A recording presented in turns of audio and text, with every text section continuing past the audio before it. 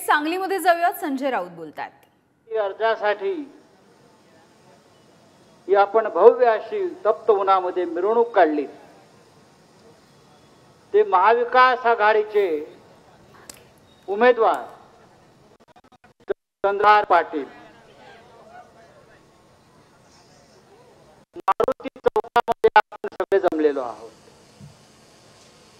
बाजूला छत्रपती शिवाजी महाराजांचा भव्य अश्वारूढ पुतळा आहे.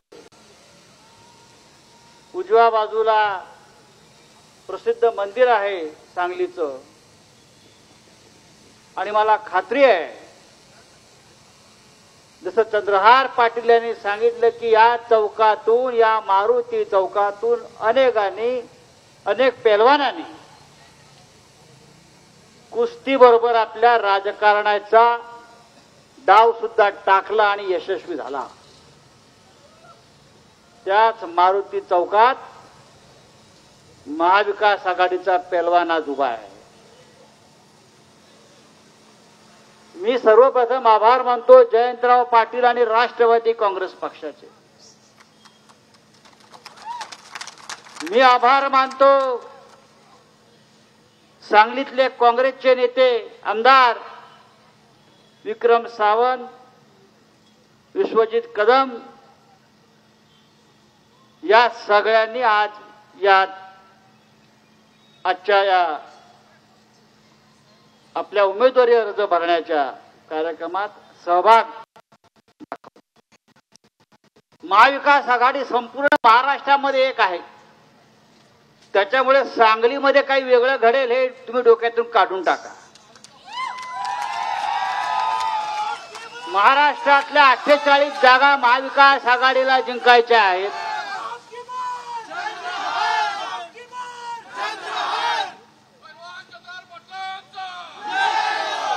महाराष्ट्रातल्या 48 जागा महाविकास आघाडीला जिंकायच्या आहेत आणि त्याच्यामध्ये सांगली सुद्धा वरच्या क्रमांकावर आहे.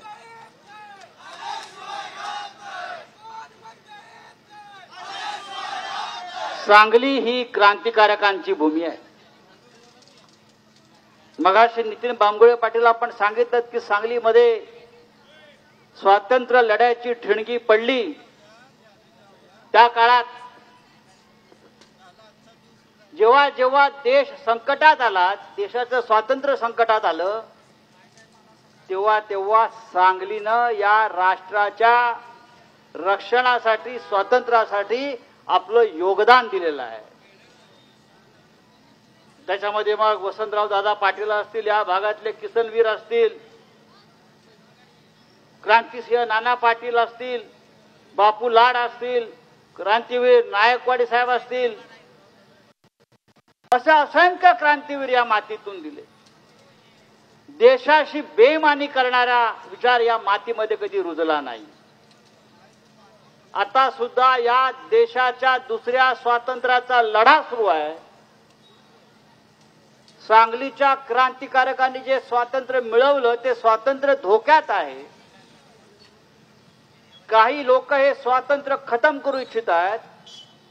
अशा वेळेला या सांगलीला मागे राहता येणार नाही आणि म्हणून ही क्रांतीची मशाल सांगलीमध्ये पेटलेली आहे आणि ती मशाल आपल्या महाविकास आघाडीच्या उमेदवाराच्या हाती.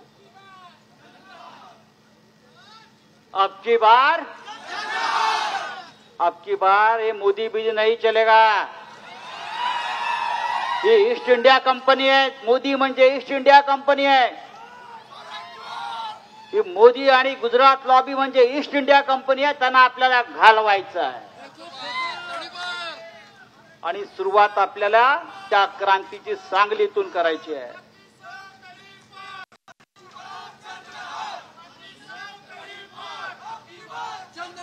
त्या तडीपारीची नोटीस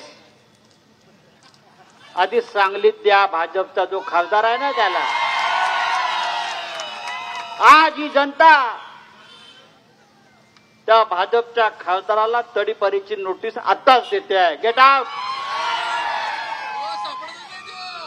त्या करोनाच्या काळामध्ये आम्ही एक घोषणा द्यायला लावली, go corona go, go corona go. आता आपल्याला घोषणा द्यायच्या गो मोदी गो, गो मोदी गो आणि थाळ्या वाजवायच्या.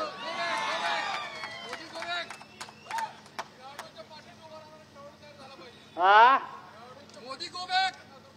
नक्कीच ही आपण जबाबदारी घ्यायची आहे सगळ्यांनी.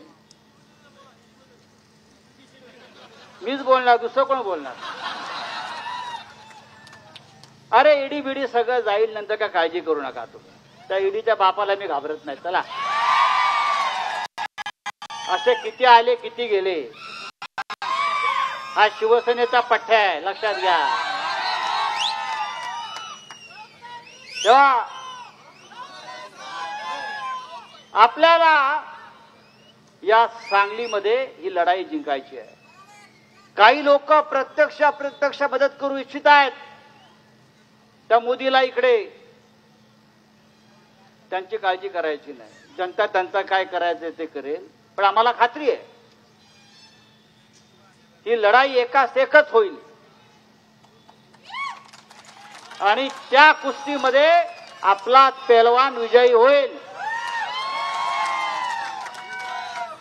काँग्रेस आपल्या बरोबर आहे, राष्ट्रवादी काँग्रेस आपल्या बरोबर आहे, समाजवादी पक्ष पार्टी आपल्या बरोबर आहे, कम्युनिस्ट पक्ष आपल्या बरोबर आहे, शेतकरी कामगार पक्ष आपल्या बरोबर आहे, पक्ष आपल्या बरोबर आहे आणि इतके सगळे पक्ष आपल्या बरोबर आहेत आणि जनता ही ताकद आमच्या बरोबर आहे.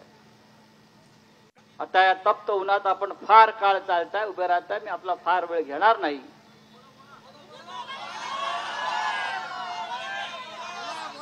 येऊ ना, इथंच राहायचं. तमाम शिवसैनिकांवरती अन्याय, पण या ठिकाणी आपकी बार 400 पार. आज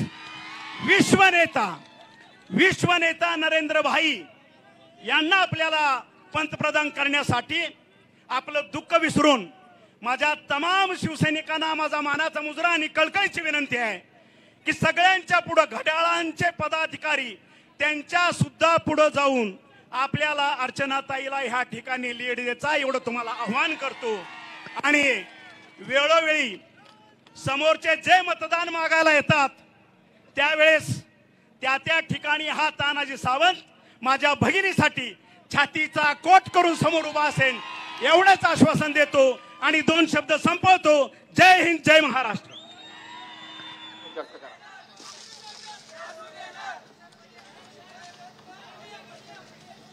का हे व्यवस्थित आहे सगळीकडे तीच. अजितदादा पवार साहेब यांना विनंती करतो की त्यांनी सर्व या उपस्थितांना मार्गदर्शन करावं.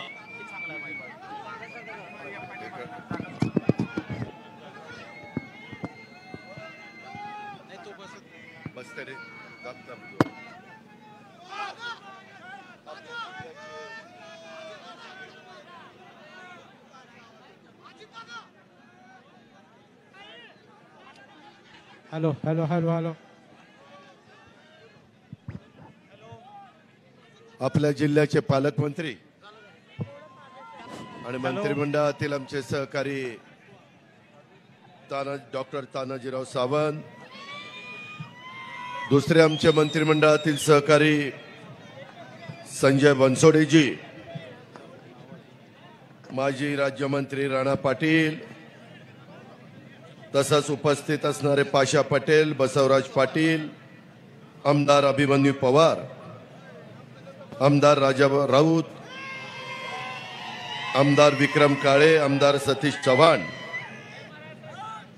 तसंच उपस्थित असणारे महेंद्र दुर्गुडे, सुरेश पाटील, अमित शिंदे, संताजी चालुक्य,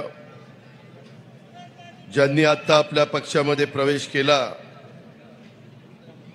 ते अमित शिंदे, भाजपमध्ये प्रवेश केलेले आत्ताच आपल्या सगळ्यांच्या साक्षीने सुनील मधुकरराव चव्हाण, सुरेशराव बिराजदार, प्राध्यापक अफसर शेख, खलील पठाण, सुरजीत सिंह ठाकूर, अनेक राजकीय पक्षाचे नेतेगण इथं उपस्थित आहेत. महायुतीचे, तसंच महायुतीमध्ये भाजपा, शिवसेना, राष्ट्रवादी काँग्रेस पक्ष, रासप, त्यामध्ये मनसे, RPI आठवले गट, RPI खरात गट, कवाडेजी अशा अनेक वेगवेगळ्या राजकीय पक्षाचे उपस्थित असणारे सर्व सन्माननीय अध्यक्ष पदाधिकारी, माझ्या धाराशिव उस्मानाबाद जिल्ह्याच्या कानाकोपऱ्यातनं, माझ्या उस्यामधनं, माझ्या बार्शी परिसरातनं आलेले तमाम मतदार बंधू भगिनी, पत्रकार मित्र आणि माझ्या तरुण सहकाऱ्यांनो, आज आम्ही सगळेजण महायुतीच्या उमेदवार राष्ट्रवादी काँग्रेस पक्षाच्या अर्चना राणा पाटील यांचा उमेदवारी अर्ज भरण्याच्या करता आणि त्या निमित्तानं तुम्हाला संबोधित करण्याच्या करता आलोय।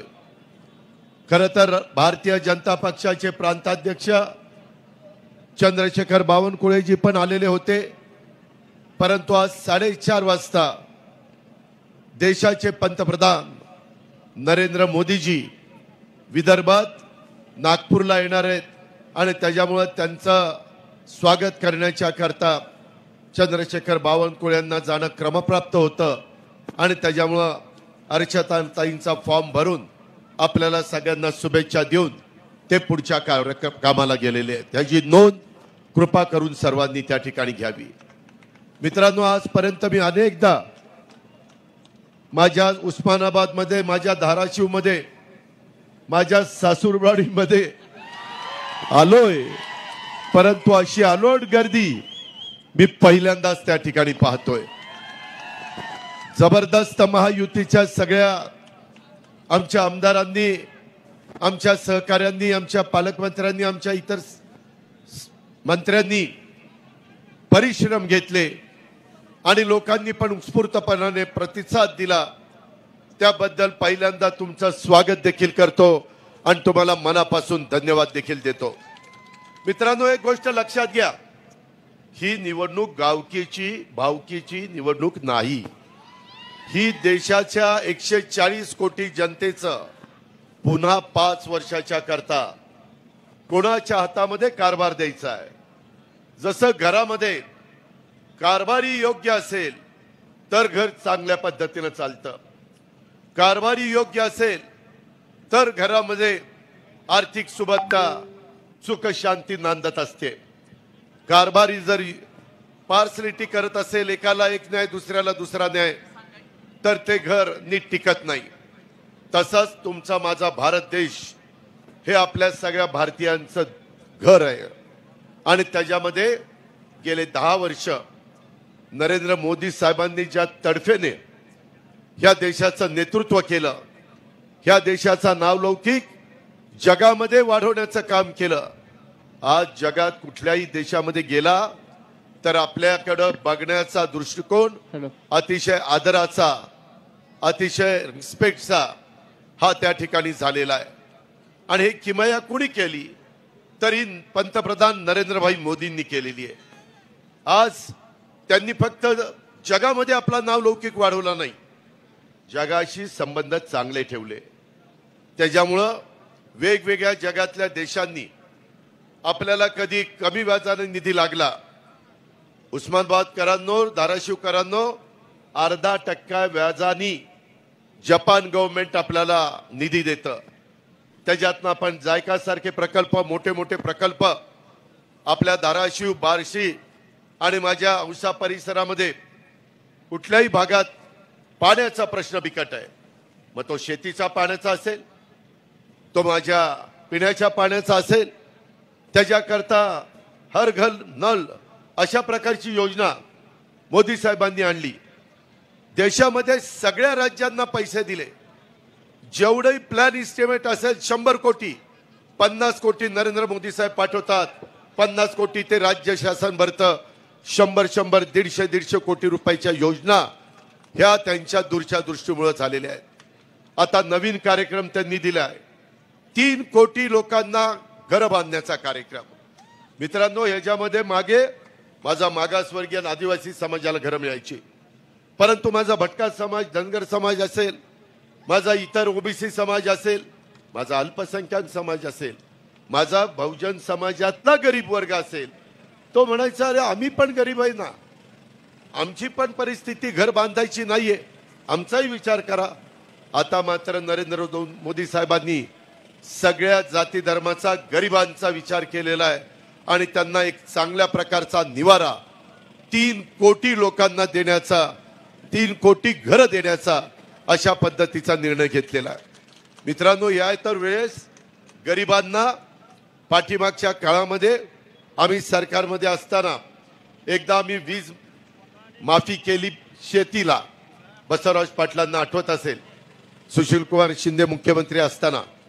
मित्रांनो, निवडणूक त्याच्यावर जिंकली आणि पहिलं एक बिल दिलं शून्याचं आणि लगेच पुन्हा एकदा पूर्वीसारखी बिलं द्यायला सुरुवात झाली. म्हणले परवडत नाही. मोदी साहेब कुठलंही काम करतात तो मागचा पुढचा विचार करून करतात.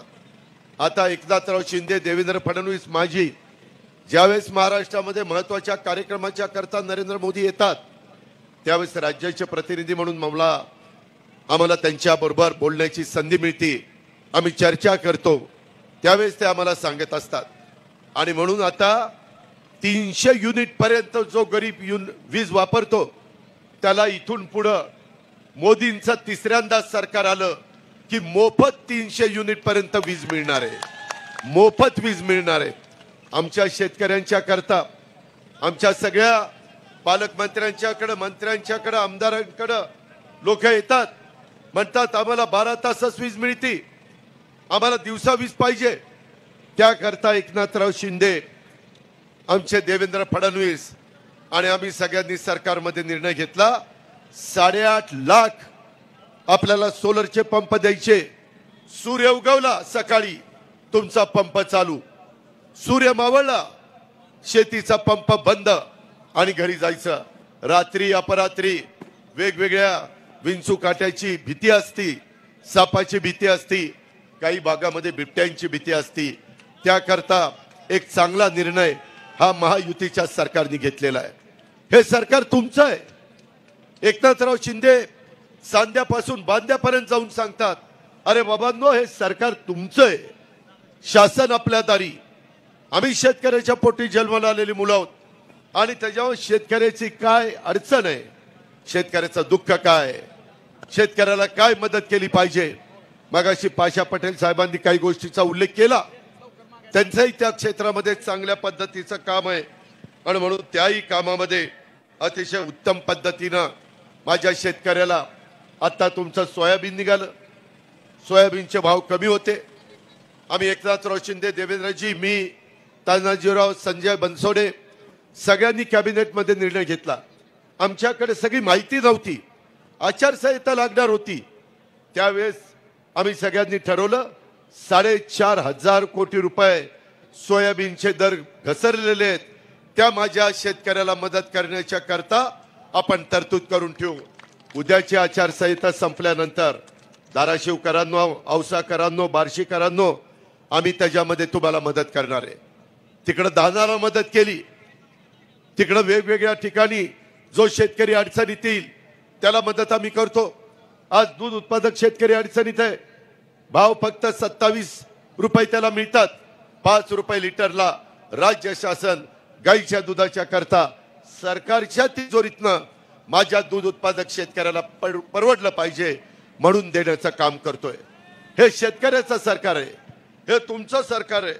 मित्रांनो, एवढंच नाही तर माग पीक विमा सगळे लोक कंटाळून जायचे.